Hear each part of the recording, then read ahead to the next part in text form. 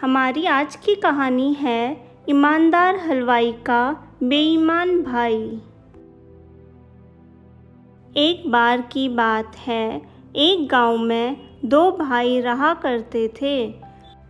बड़े भाई का नाम था अली और छोटे का अकबर।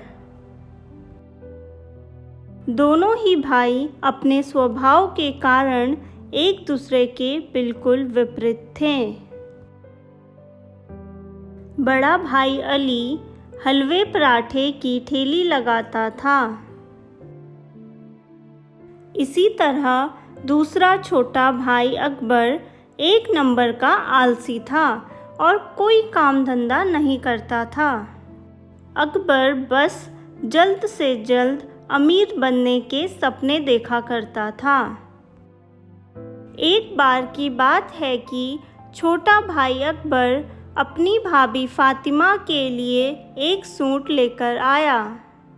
सूट देखकर उसकी भाभी आश्चर्यचकित हुई और बोली, अरे अकबर, तू तो कुछ कमाता भी नहीं है, फिर तेरे पास इतने पैसे कहाँ से आए?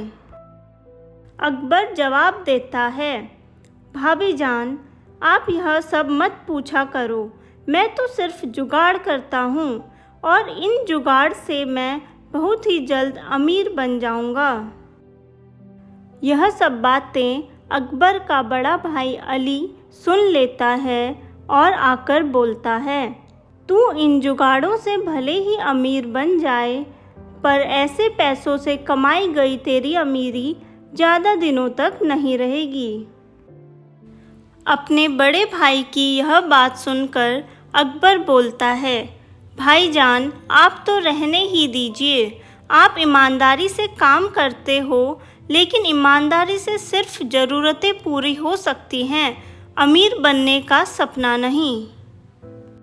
इतना कहकर अकबर हमेशा अपने बड़े भाई का मुंह बंद करा देता था।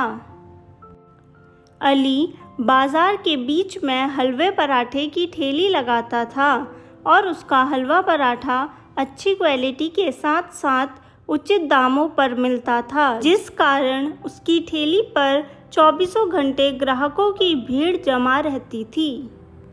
परंतु इतनी भीड़ रहने के बावजूद भी महीने के अंत में जब फातिमा और अली अपना हिसाब जोड़ने लगते हैं तो उन्हें पता चलता है कि उनका तो नुकसान ज़्यादा और मुनाफा कम हुआ है।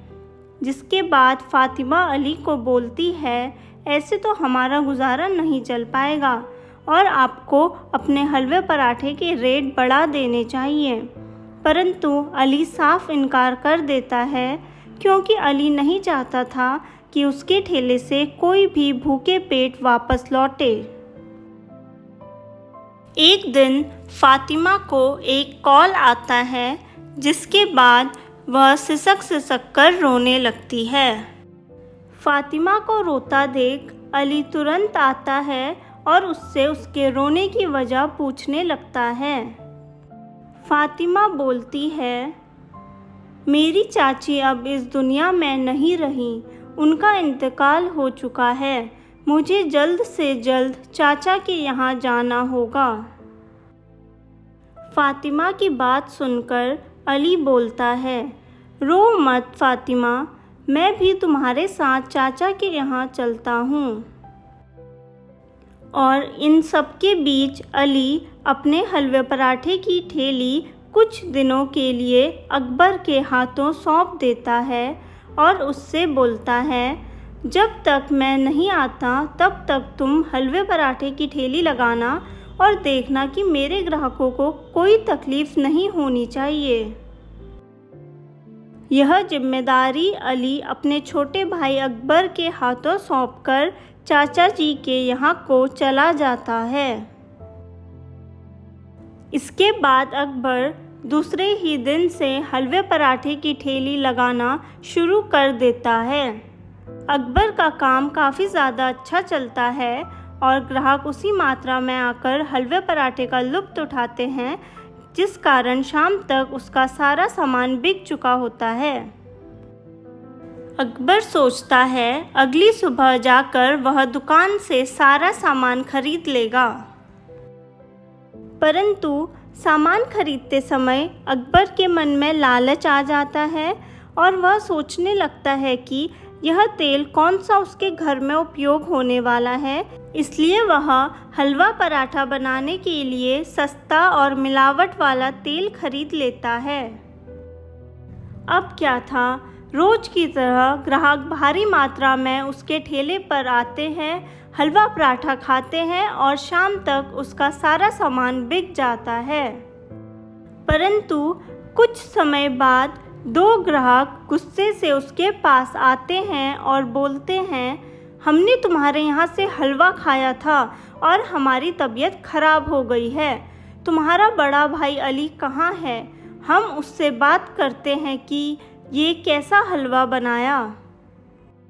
ग्राहकों का गुस्सा देखकर अकबर डर जाता है, क्योंकि अली के मना करने के बावजूद भी कई दिनों से अकबर सस्ता और मिलावटी तेल में बना हलवा पराठा बेच रहा था।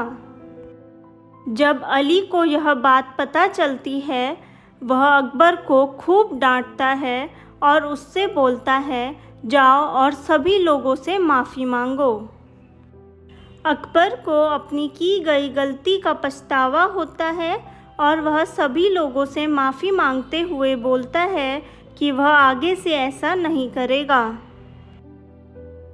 तो प्यारे बच्चों, हमें इस कहानी से यह सीख मिलती है कि हमें अपने मतलब के लिए दूसरों को तकलीफ़ नहीं देनी चाहिए।